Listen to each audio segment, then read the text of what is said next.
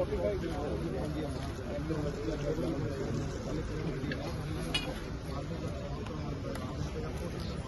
by, and I asked, where is the incident? And you gave me that a different name. We say kuch nahi.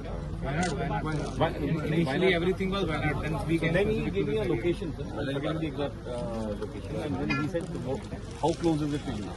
Then I found out from my boys, and they said, "Kisa yahan se."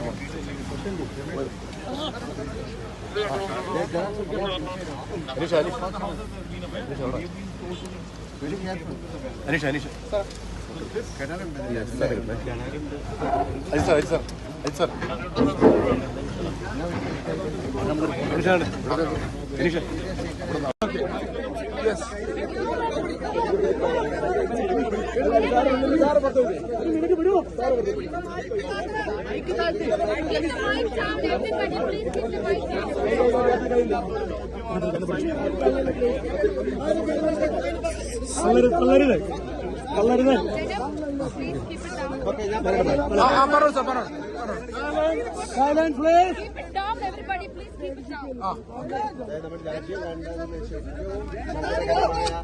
കാഴ്ചകളാണ് കഴിഞ്ഞ കുറച്ച് ദിവസങ്ങളായിട്ട് അറിയുന്നത്. വളരെ സങ്കടകരമായ കാര്യമാണ്. ഇവിടെ പോയി കണ്ടു കഴിഞ്ഞാൽ മനസ്സിലാകുന്ന വ്യാപ്തി ഒരുപാട് പേർക്ക്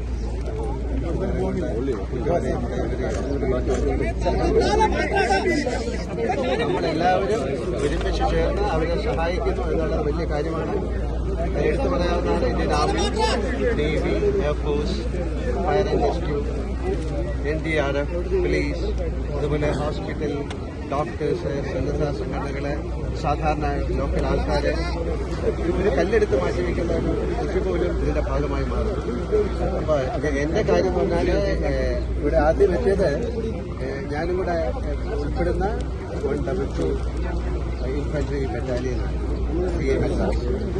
അവരിവിടെ വളരെ എല്ലാവരും അവരാണ് ആദ്യം ഇവിടെ എത്തിയത്. അവർ ഞങ്ങളുടെ 40 പേര് വളരെയധികം നടത്തി ഒരുപാട് പേര് ചെയ്യാൻ സാധിച്ചു. കഴിഞ്ഞ 16 വർഷമായിട്ട് ഞാൻ ആ ബറ്റാലിയനിലാണുള്ളത്.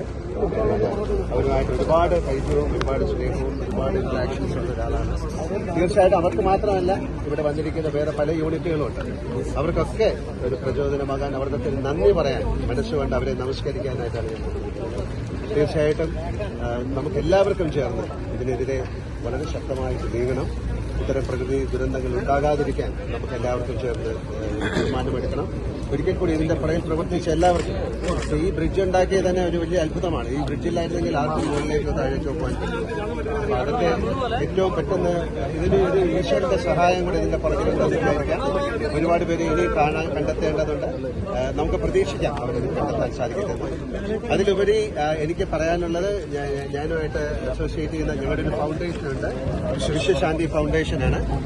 ഞാനത് ഇവിടുത്തെ പുനരധിവാസത്തിന് അല്ലെങ്കിൽ ഒരു റീഹാബിലിറ്റേഷന് വേണ്ടിയിട്ട് ഇപ്പം നമ്മളൊരു 3 കോടി രൂപയാണ് കൊടുക്കാൻ തയ്യാറാകുന്നത്.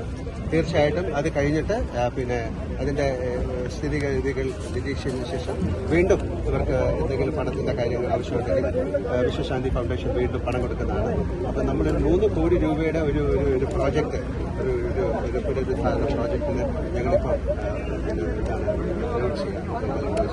ഇതിലൊരു കമ്പൈൻഡ് എഫേർട്ട് ഉണ്ടായിരുന്നു. ആർമി എല്ലാ ആൾക്കാരും, കേരള പോലീസിന്റെ SOG ആയിരുന്നു ആദ്യം ഓടി.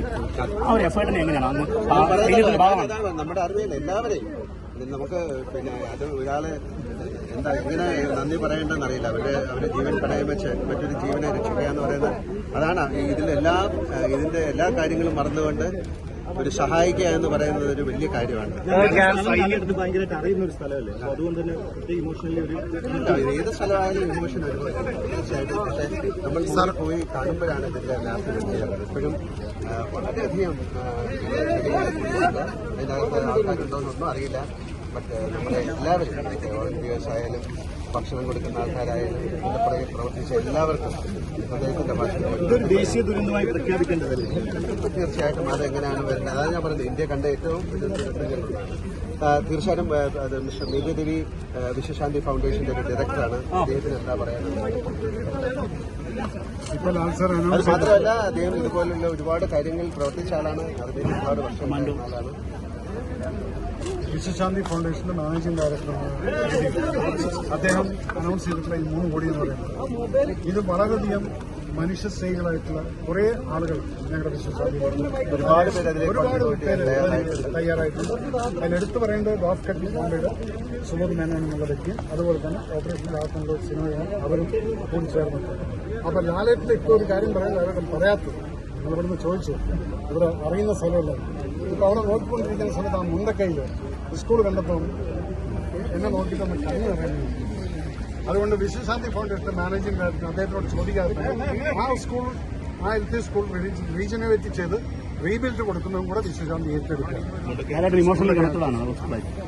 ഇതല്ല, എനിക്ക് ഈ സ്ഥലം അറിയാൻ അറിയാവുന്നതാണ്. അതുകൊണ്ടാണ് ആ കണ്ണ്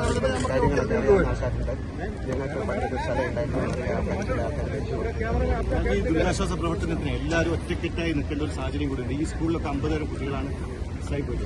ഒരുപാട് ഇമോഷൻ നമ്മളിവിടെ കാണുന്നത്. ഇനി എങ്ങനെ മുന്നോട്ട് പോകുന്നതാണ് ആഗ്രഹം? അതാണ് ഞാൻ പറഞ്ഞത്. തിരിച്ചെടുക്കാൻ പറ്റില്ല. ഇനി മുന്നോട്ടുള്ള അവരുടെ ജീവിതത്തിന് നമുക്ക് എങ്ങനെ മെച്ചപ്പെടുത്താൻ പറ്റും നമ്മൾ തന്നെയാണ് ആലോചിക്കുന്നത്. നിങ്ങൾക്കും ആലോചിക്കാം, എല്ലാവർക്കും ആലോചിക്കാം.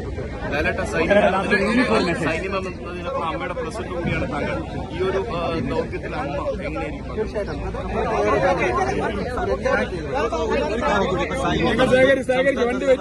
ഇത്രയും കാലം രക്ഷാപ്രവർത്തനത്തിൽ ഈ പുനരധിവാസനം ഉണ്ടാവുന്നതാണ്. അപ്പോൾ അങ്ങനെ കുറച്ചു കാലം തുടരുന്നതല്ലേ? അതിന്റെ ഒരു സമയമുണ്ടല്ലോ. സാർ ക്യാമ്പുകൾ സന്ദർശിക്കുന്നുണ്ടോ സാർ? ക്യാമ്പുകൾ സന്ദർശിക്കുമോ?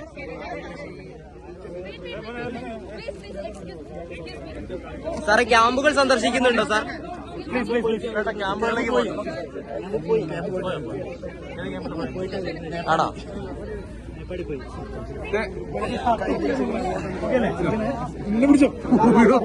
മതി മതി കഴിഞ്ഞു.